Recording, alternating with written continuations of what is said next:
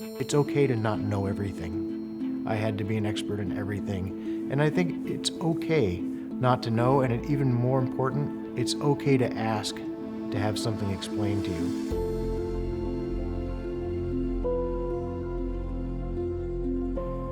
I was born in Hammond, Indiana, but in 1961, we moved to Indianapolis.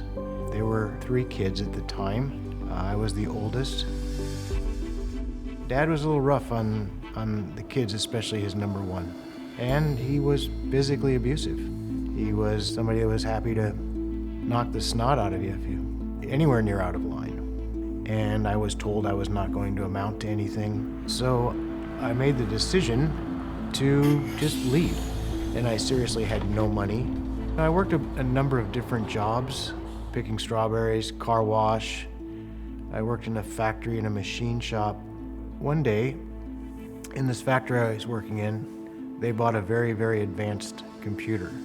And I was drawn to it like a moth to the flame. And that was when I found out that I was maybe born a programmer. After I did this job, I went briefly to school at Indiana University. And I got a job working, of all things, for the Dean of Economics, writing Fortran programs. I worked every waking hour. I forgot to go to class.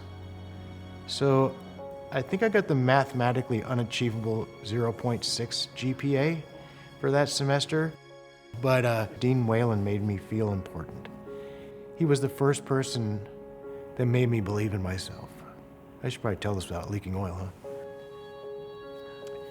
huh? And when you tell somebody that they're worthwhile, that they have value, that Indiana University experience was the thing that kind of put me on solid footing for the rest of my life. I really wanted to work for the father of supercomputing, Dr. Gene Amdahl, because he had left IBM to create the next generation of supercomputers. And I thought if I can get a job with that organization, that would just be like the ultimate. And they gave me a job. There were 300 people in the company at the time, and I was easily the least knowledgeable. And all these very smart, very knowledgeable people that I worked with all helped.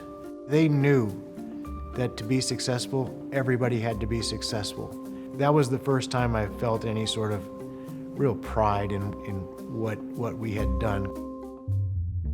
I've experienced incredible adversity when I was employed by a company called Peregrine Systems.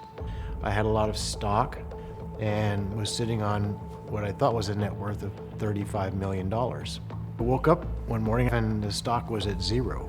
Turned out that the company perpetrated great fraud. They filed for Chapter 11 bankruptcy and the stock was delisted. And so we were at 0. And my brother looked at me and he said, well, what are we gonna do? Because he also worked at the company. I said, we're gonna start a new company. That company is called ServiceNow. I wrote the first lines of code on November 5th, 2003. We have about 20,000 employees. Becoming part of the Horatio Alger Association is a great honor. It is an absolute privilege to know Greg and to know Dennis. When they approached me, I was moved to tears. I didn't know what to say. It's an honor in that they've chosen me as a role model for other people to overcome adversity and to become all that they can be.